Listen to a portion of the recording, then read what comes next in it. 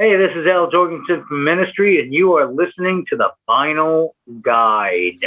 All right. Hey, everyone. Welcome to episode 302 of the Vinyl Guide, the podcast for record collectors and music nerds. And today we are super stoked to have on the show Mr. Al Jourgensen of Ministry, Lard, Palehead, 1000 Homo DJs, and so many more projects. Today, Al and I, we talk records, music stories, and more. It's a great chat with one of the most prolific, provocative, and innovative musicians of the last 50 years. I mean, with Ministry, Al has laid the foundation of much of the music we hear today, certainly the heavy music, but also pop and these unceasingly rhythmic churns, many of which grew from the seeds that Al and Ministry have sown long ago. And he's never been coy or bashful either. Today he talks music, COVID, death, drugs, his master tapes, and of course the new Ministry record, Moral Hygiene, available October 1st. But you could pull up a few tracks on streaming services right now, including the first single, Good Trouble, as well as his cover of Iggy and the Stooges' track, Search and Destroy, which we talk about today as well. Now, you could order a vinyl copy of Moral Hygiene from Nuclear Blast, or forewarn your record store clerks that come October 1st, you're going to want to come into their record shop and ask them for a copy, and it would be great of them to stock it. That's Ministry, Moral Hygiene. Pre-order now and grab the vinyl on October 1st. This episode of the Vinyl Guide is sponsored by Groove Washer, the best record cleaner you can get, bar none. Ask your local record retailer for the Groove Washer and accept no substitutes.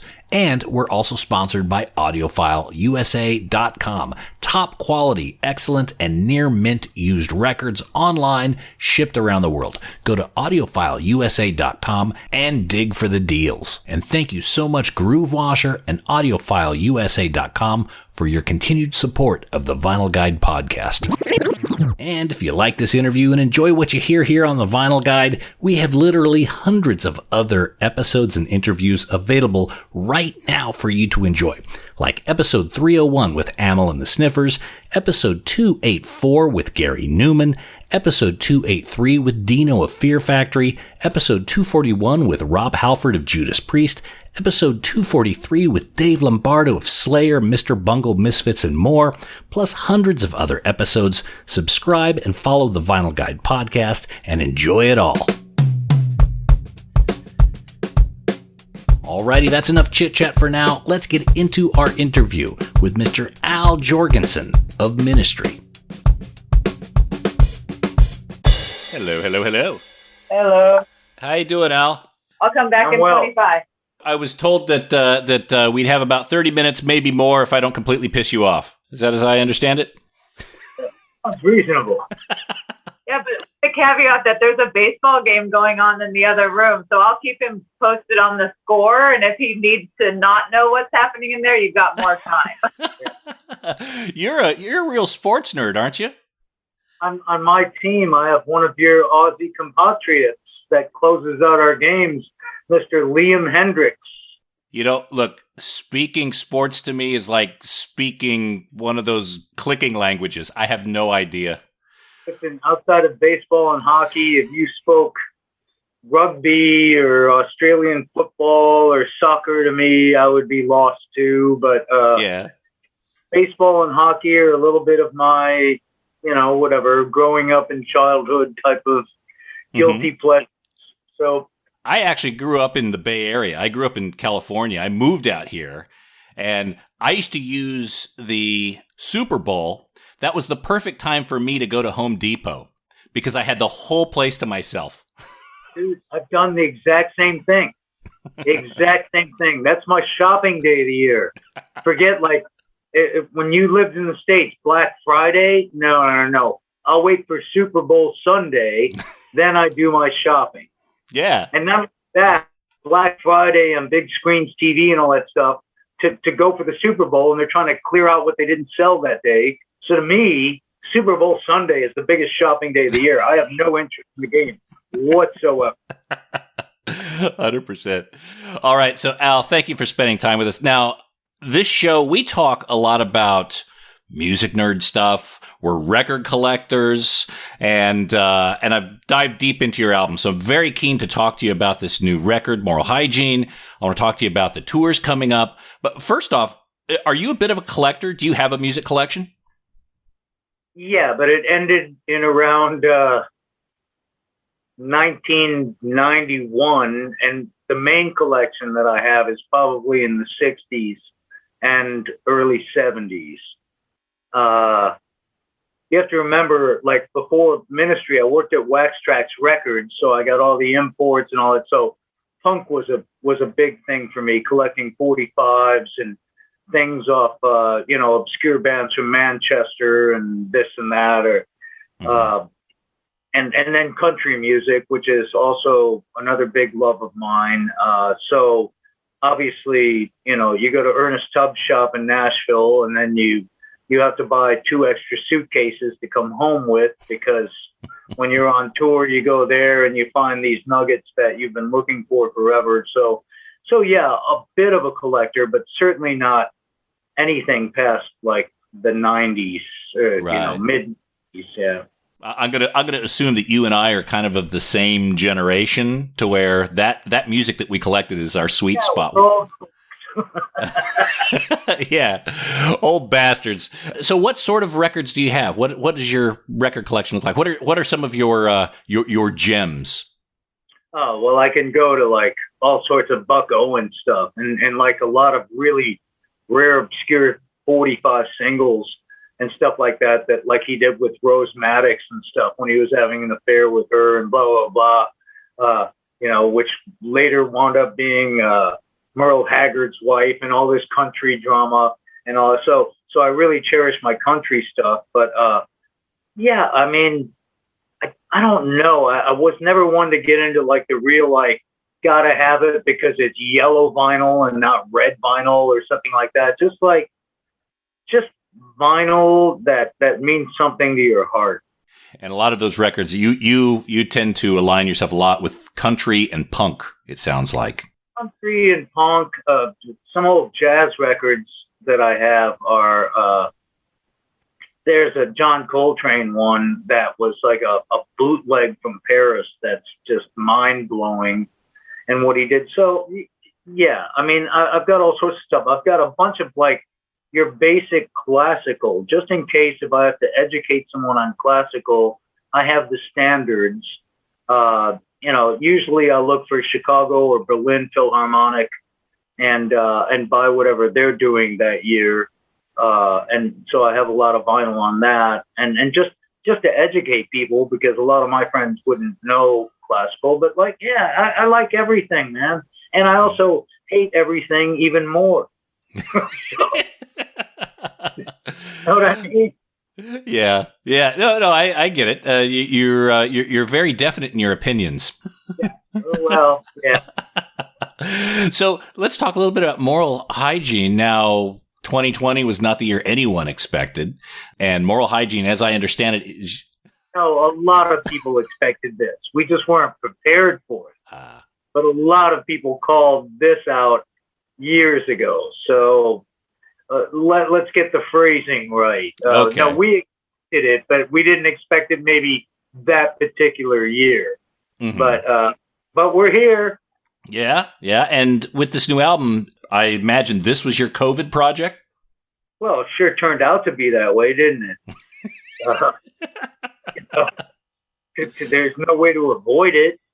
I'd never been in a studio wearing masks before. I'd never been in a bank wearing masks before, because I'd never tried to rob one. I remember that's when it hit home for me that COVID was real. It was, say, late February, early March of the last year. I walked into my bank and everyone was wearing masks, and I thought I was walking into a robbery. I had no idea.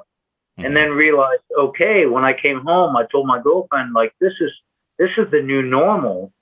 And before everyone ran out of hand sanitizers and masks and gloves and all that stuff, that day when I got back from the bank, I ordered like a 6-month supply, because I knew that this is this was much more than the government was telling us. So I was prepared, and then we just hunkered down for a year and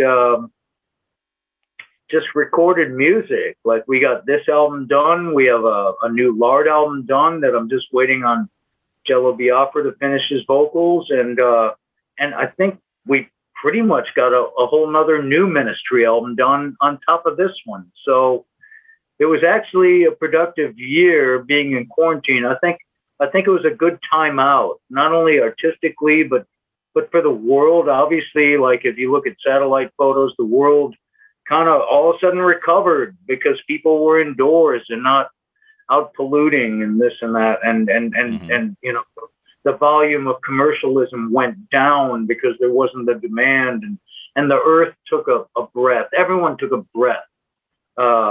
And I was hoping that we'd come out of this with like a good mentality after a deep breath of fresh air, but instead we're back to the same old stuff as we usually do, and we're still not over it, you know. But this is what the human condition is all about right now. It's just tribalism and whatever. It's pretty sad. I always assumed that, you know, humanity's fragmented and divided over so many different things, but if there was a common enemy, and I always had in my mind, like, an alien invasion, an asteroid, different things like that, we would get our shit together, right? Only time I've ever agreed with Ronald Reagan, our ex-president, conservative icon, their golden idol, their mascot, their golden cow, Ronald Reagan, went in front in 1983 in the United Nations and said the exact same thing you just said. Wouldn't we all just be one race of people, no borders, no anything, one? We're earthlings versus an external threat of aliens. I prefer that to what we got now, because right now we're making individual cultures, sexual preferences, religions, aliens amongst ourselves. And I think that's really self-defeating, and it's not going to get us anywhere, regardless of how many laws they pass or how many climate change things they pass. It's just like, this has become so tribal. I'm almost welcoming an alien invasion, so they can teach us something. No, seriously. So we can come together as one, because we are all one. We're part of this planet. We're Earthlings. I don't care about borders.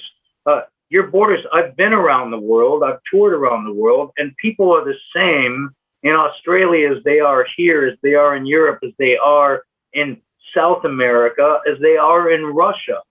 It's the same people. We get the same crowds. You know, I don't know. Maybe there's a conspiracy where they just ship our same crowd to different cities. But in other words, I think people are people, and it's going to take an existential threat from an alien race, like literally not terrestrial, that pulls us together. Because I don't see anyone coming together, because politics and media have made it such to where we're all enemies, unless you're in a certain tribe. Okay, I even find that within my music. Like, metalheads, some metalheads hate me because I'm not pure metal. I'm not out burning churches and whoa. And then other metal people go, no, this is our future. And then I have the pop people hate me because I'm doing too much metal. And then I've got this and that. Everyone goes into a tribe at some point. And I think that's going to be the demise of this society and this culture and possibly this planet. So you've always been, you know, following your career, you've always spoke about mortality. And this question is slightly morbid, but stay with me here. Seeing how David Bowie executed his exit, John Lewis did a very similar move. Oh. Do you have any plans or sequence of activities that'll occur when you die?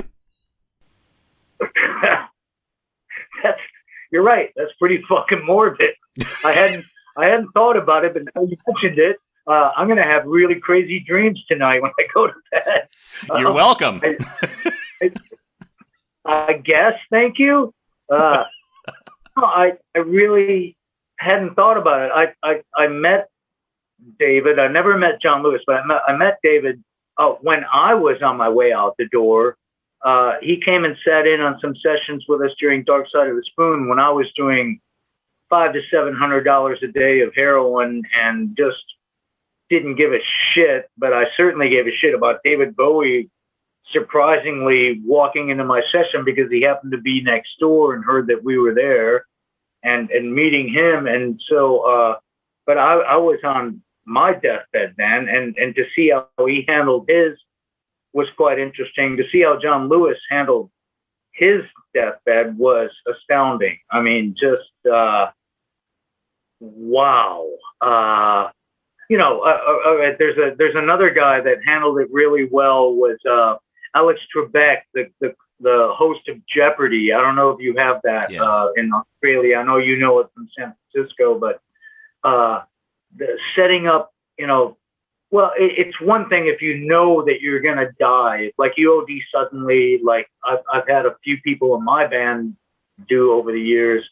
You don't really have a chance to, think this out, but it's amazing. And you have to remember, I lived with Timothy Leary for a year, and he had pancreatic cancer. And so we knew he was dying. He knew he was dying.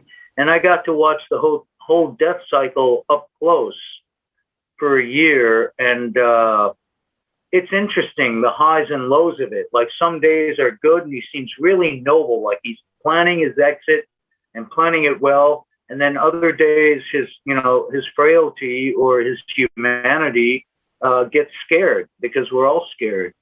And he'd be an asshole to deal with for days at a time, and all of a sudden become this like really resolute, noble character in his own death planning. It's very dichotomous, very strange, but I got to learn a lot about death. Plus I've died 3 times. So each time coming back from it, 2 out of the 3, I was disappointed. I'm like, really? I'm back here? Fuck this place. So the fact that you went somewhere and then came back to this astral plane or whatever it is, what was the feeling that you took in from wherever it is that you went? Well, the biggest feeling that I got 2 out of the 3 times was like, I found it amazing that I was like no longer afraid.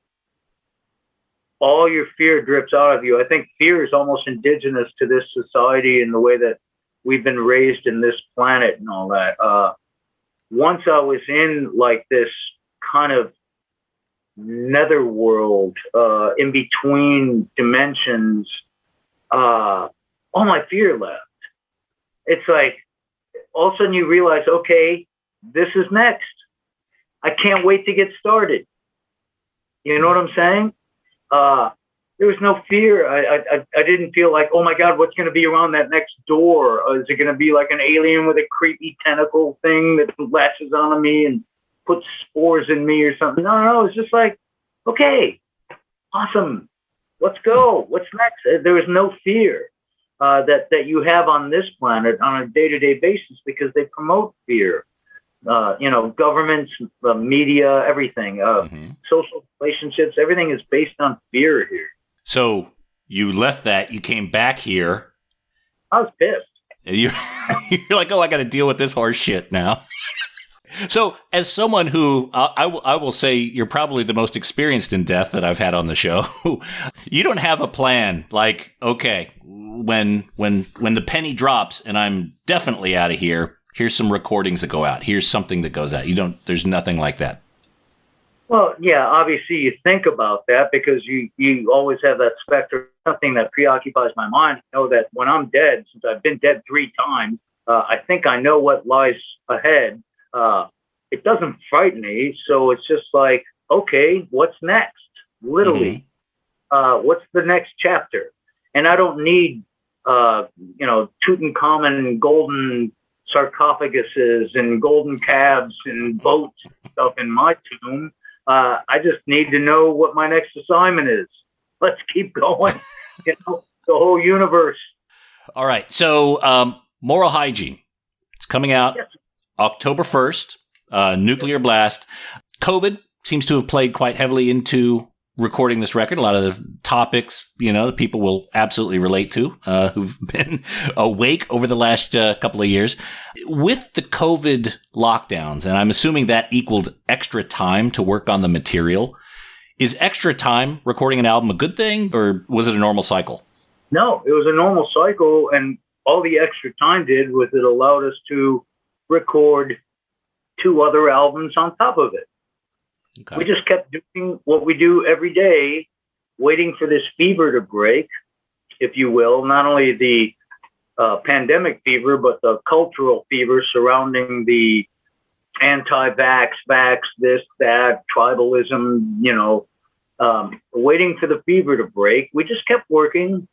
And by the time we were done, like I told you, we had a ministry album, a Lard album, and a future ministry album. So now, if you ever hear me say, like, I quit ministry, this is our last one, it's bullshit, because I have another one in the can. Well, I'm not sure whether you've died or quit ministry more times than each other. Well, sometimes they go hand in hand. What? So I assume when I see ministry, it's Al. Is there any separation now? Here's Al's work, here's ministries? It seems to be one and the same. We'll be back after these messages. Hey there, do you know who just got a ton of used records up for sale? AudiofileUSA.com. They have over 42,000 titles in their online shop, all excellent and near mint condition. They do not screw around with records of mid-tier quality. Only the best vinyl makes it to AudiofileUSA.com. So you know that when you buy from them, all your records will be of supreme quality. AudiofileUSA.com is family owned and operated, high quality stock, and they love music, the exact type of businesses we love to support. Just point your browser to AudiofileUSA.com, search, dig, and find the gold. That's AudiofileUSA.com, home of the Holy Grails. Oh yeah, and don't forget to wash your record grooves with the Groove Washer, the #1 vinyl record cleaner in the world. Bring out the best sound for your vinyl experience by using the Groove Washer before each play. Ask for the Groove Washer by name at your local record shop and accept no substitutes. Or if you can't make it to the store, go to groovewasher.com and use discount code VinylGuide10 at checkout and save on everything you buy. Don't wait, your vinyl experience will be immediately uplifted by using the Groove Washer. That's groovewasher.com, discount code VinylGuide10. Go now! Now we return to the program, already in progress. No limits. So I assume when I see ministry, it's Al. Is there any separation now? Here's Al's work, here's ministries? It seems to be one and the same. There really isn't at this point. I'm pretty much, yeah. I mean, I might as well just change my last name to ministry. It's just like, that's what it is. I've noticed a change over the years in airports when people come up and they used to say, you're the guy from ministry, and now they come up and say, you're ministry. So just in airports alone, I've noticed a change in perception. Right. Well, roll with it. I mean, yeah. So on the album, I've sensed a lot more earworms on this record. There seems to be a lot of very, very catchy melody. Well, was there a different approach for this record?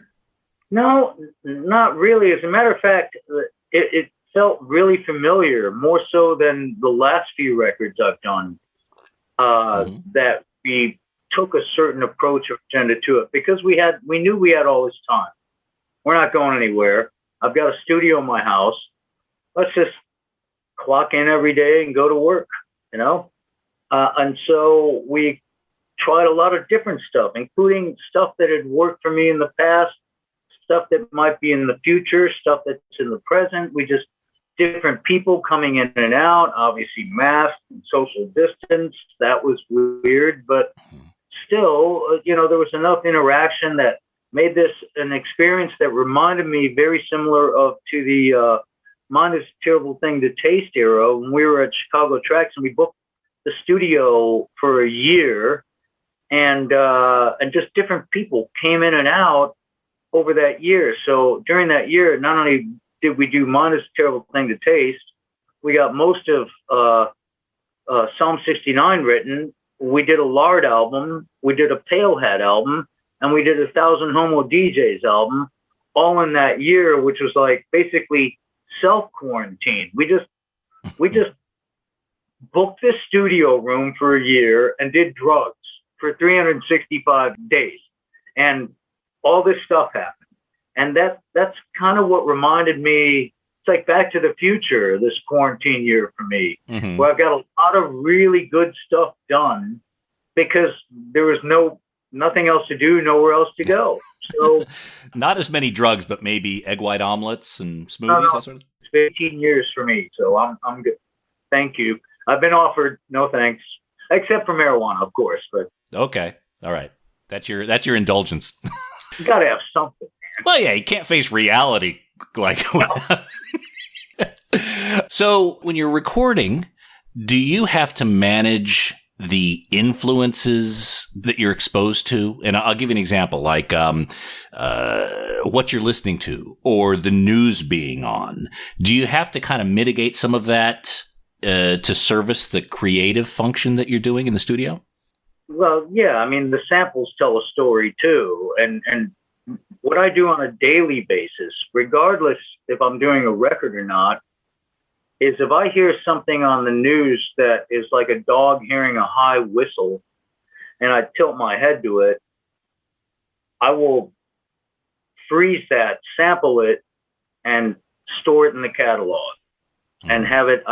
It's like literally, this is like my Norway seed depository. I have samples of all the stupid shit that's been said over the last 15 years at least in a sample category that I can go back to. So I'm always on the lookout for that. As far as like other music influencing me at this point, no, music is like my kind of like late night cup of chamomile tea. It's something to relax me, and I only go towards what I know, old things that are familiar and ease my peace.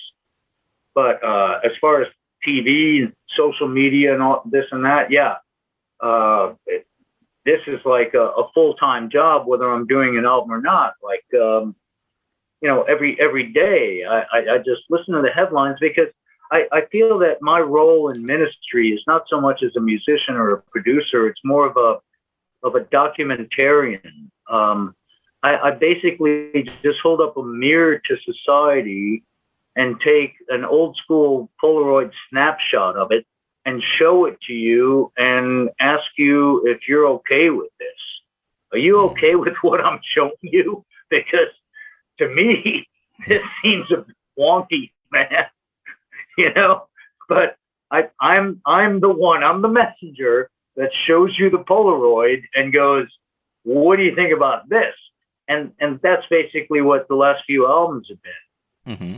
Yeah, and that's what I get out of that as well. There's also times I know personally I have to take time out to be able to say, wait, this is like way too much horse shit for 1 week. I need to just I refuse to believe that all of humanity is as bad as it's being portrayed right now. Well, no, that's media too, because no, but they're portraying correctly, but they're not portraying the whole picture. Right. So media, it sells, obviously. What are you gonna portray? People doing good upon one another? That doesn't seem to sell, but that's also a reflection of our society. Mm-hmm. Of why doesn't that sell? That should be invigorating. Instead, it's just like boredom. I want to see, you go to a race car event to see the crashes. Mm-hmm. You go to a hockey game to see the fights. Yeah. It's like bullfight mentality. You watch the skateboard videos to watch people wipe out. Yeah, exactly. And that's the culture that we've decided to pursue. Mm-hmm. But no, when it gets like that, yeah, I just go to Mexico where I can't get Wi-Fi. Would you consider yourself a hopeful person? Do you have hope for humanity? Yes, Yes, in a big way. I know my music and my interviews and my writings don't usually indicate that, but yes, I do have hope. There's a few impediments, pretty large ones. They're pretty large hurdles, but I think that we've seen it overcome before through various revolutions throughout history, throughout history. Not okay. I mean, we can start with the French Revolution with, off with their head, let them eat cake. We can go to the American Revolution. We can go to the Civil War. We can go through revolutions, Bolshevik Revolution. We can go through all these revolutions, but like, the thing is that it always winds up with the same result. We keep repeating history because people are rebelling against what is the symptom and not the cause. And so there's a cancer in this society, and the cancer is caused by what I call the overlords, the unnamed overlords. Some people want to call it Illuminati. Some people want to call it Jeff Bezos and Elon Musk. Some people, I don't know who or what it is, but our heads of state are not what's making decisions. Like, for instance, now, the reason I have hope, and when I say hope, it's a very guarded hope in the sense that, yeah, we will get some concessions because people, the inequality, not only amongst races, but amongst classes and amongst societies in general is to the point where it's revolution time. Now, do the overlords decide that it's worth the revolution and take a loss on their profits, or whether to throw us a few crumbs, give us a few civil rights, give in on voting rights or something, and okay, we'll kind of cut emissions on carbon change a little bit. It's like this whole, just keep them from revolting so we can still make money. Yeah. You know what I'm saying? That's pretty much what it seems like to me. They'll manage the satiation of people so it doesn't inconvenience them. Exactly. I lived through the 60s, okay? I was part of all those riots. I'm that old, okay? And the same thing happened. Wow, we really felt we had them on the ropes there, man. And I was only like 10, 11 years old, but I knew what was going on. Had them on the ropes. Vietnam and, equality for women, equality for races. The gay rights thing in New York that happened at that one lot meet. All that stuff was happening, and then we settled for crumbs on a plate. And then 20 years later was Reagan. And I realized that what they gave us was okay. And we thought we had won, but we didn't win.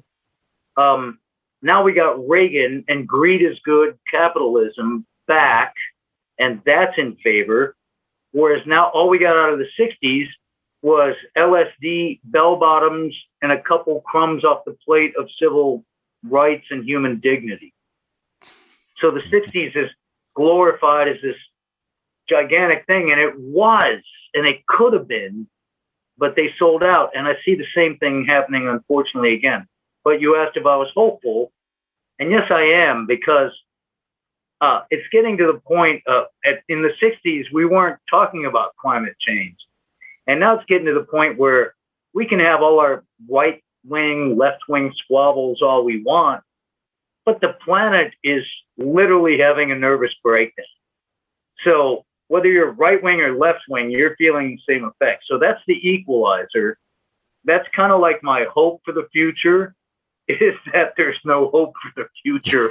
So we have to band together. Do you understand what I'm saying? Oh, yeah. Look, to me, I always think, especially after this last year, of we kind of had an opportunity to get our collective shit together and we didn't. And now it's like, you know what? Somewhere out there, there's an asteroid with Earth's name on it. That's what it's going to take for all of us to be equal again. Something like that, yeah. And then we can get Bruce Willis to go up there and blow it up. And great. I'm happy for it. So back to moral hygiene. Yes, sir. You got a cover of Iggy Pop, Search and Destroy on it. Was Raw Power a formative record for you? No, not at all. I thought it was amusing stuff back when I was like, late 70s punk rocker. It was pretty amusing. But I worked with Iggy in 1983. We did a single together called Fire Engine, which Rick Ocasek from the Cars, bless his soul, produced. And that was really great meeting him. And I also actually opened for him in 1979. So I've known Iggy for a long time. But this is not why we did the song. And the song has nothing to do with the, societal messages of moral hygiene. It's just a one-off. It's an outlier. That's just a fun song. Okay. But the reason we did it, I was asked that Dave Navarro of Jane's Addiction, Dan Cleary, and Billy Morrison of Billy Idol put together this band, and they were doing a benefit in LA here for teenage suicide prevention called Above Ground, and it was a good cause, and I was all for it. And they decided that with the band that they had put together, they would do a Bowie record and an Iggy record in two different sets with various guest singers.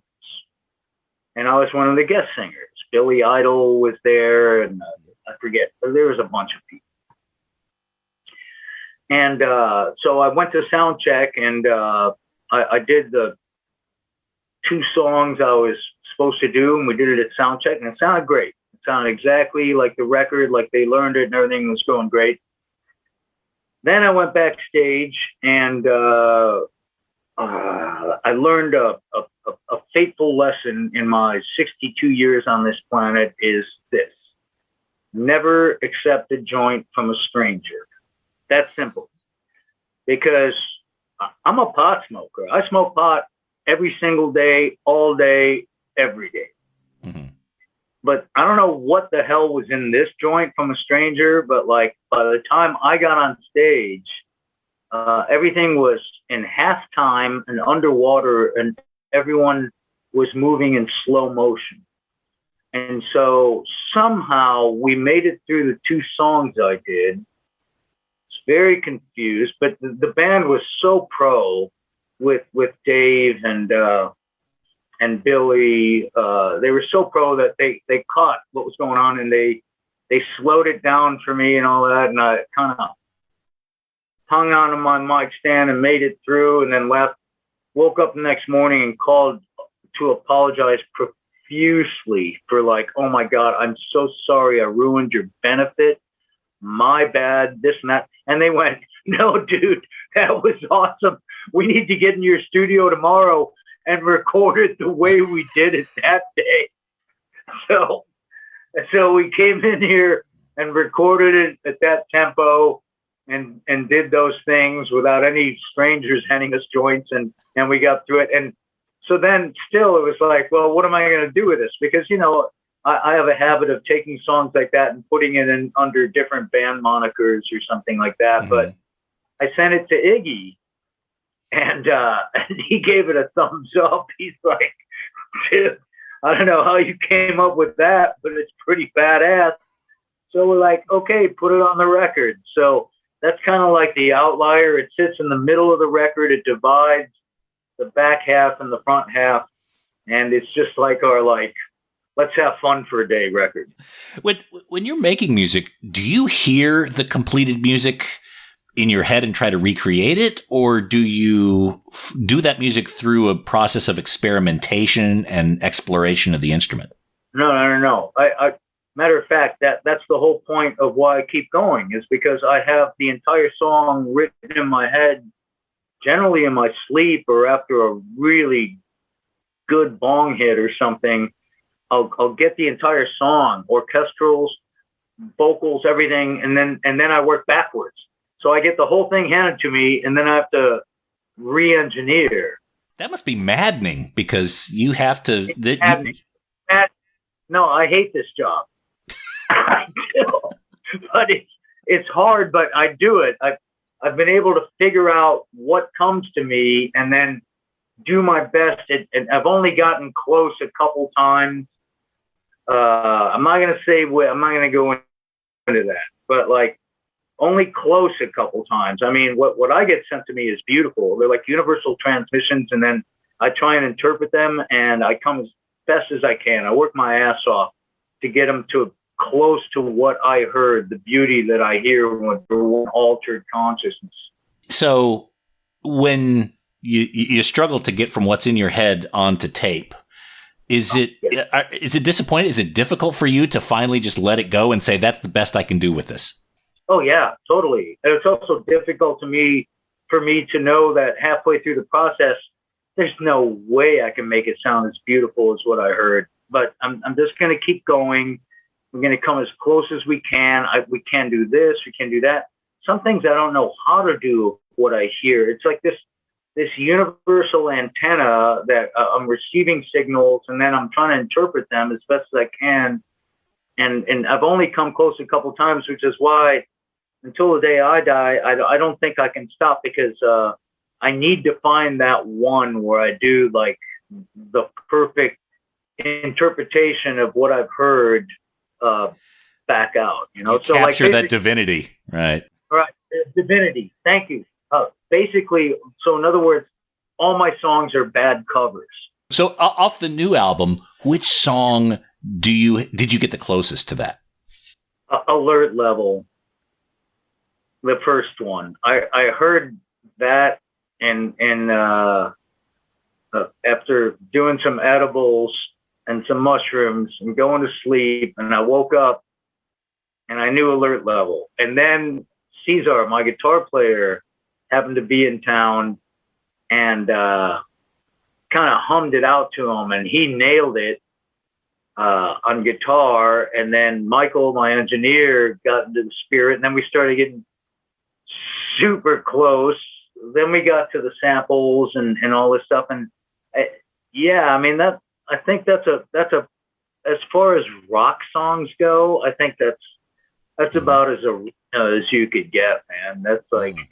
But I'm really enjoying this album again, and I want to remind folks to check it out at nuclearblast.de. There's a bunch of vinyl record variants, some splatters, some different colors, some things that not only sound cool but look cool as well.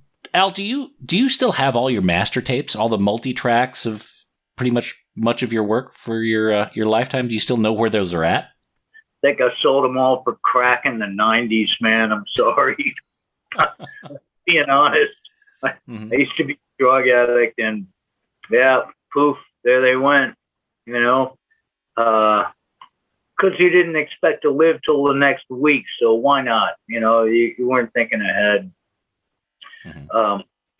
But no, maybe the last 10 years, I've got all the masters and stuff, but I don't know where like the early stuff went. All right. Could be in a vault somewhere. Could be in someone's garage. Could be in a landfill. Could be on a bootleg near you soon. Like somebody who bought them for drugs. Who knows? Or they could be in a garbage can or a landfill. Doesn't matter. So look, Al, I want to be respectful of your time, and I don't want to keep you away from the sports scores there. Do you have any special vinyl stories or memories of vinyl that you can share? Many, actually. So I worked at a vinyl store at Wax Trax Records in Chicago. And I usually worked like in the back room, shrink wrapping stuff that came in from Europe, with a machine. And that was like a warehouse job. But for whatever reason, this night, everyone decided to like take off, and they said, well, can you work the front counter? I was like, oh, I'm getting a promotion. And so I worked the front counter. Then I get a call and said, well, Led Zeppelin had just played at the stadium in Chicago, and Robert Plant wanted to come to the store and search for vinyl. That's why everyone took off. I didn't know that. Like, they left me. So I'm alone in the store, and I got Robert Plant and his entourage come in, and they're all looking for records, and they want me to play everything. So I'm behind the counter, and I have to play everything they want. Play. And at the end, they said, "Thanks, mate," and walked out, or tried to walk out. And I said, "Well, you got to pay me."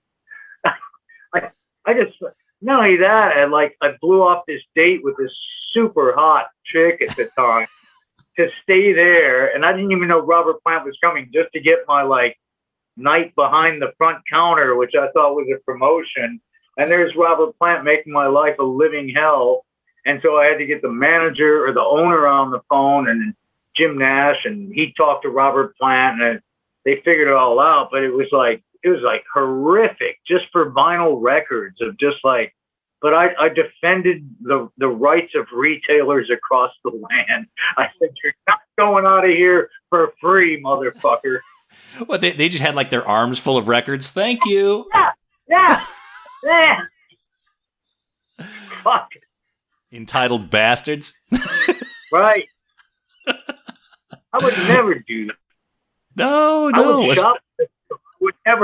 I would just shoplift them. I wouldn't make you play them to me first. That's extra torture.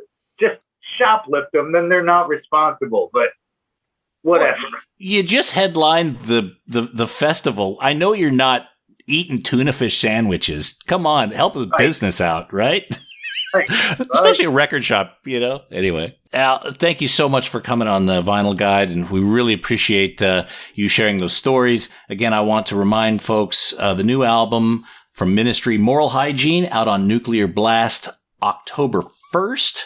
Very powerful record. I would suggest going into your smartphones right now, setting yourself up to get the stream. I think you could listen to 1 or 2 songs right now, and the full album will be out on October 1st. Of course, you could buy vinyl at nuclearblast.de, or better yet, support your local record retailer. Go in there, ask for a copy, and I think you're really going to enjoy this album. Al, thank you so much for coming on the show, mate. Thank you, man.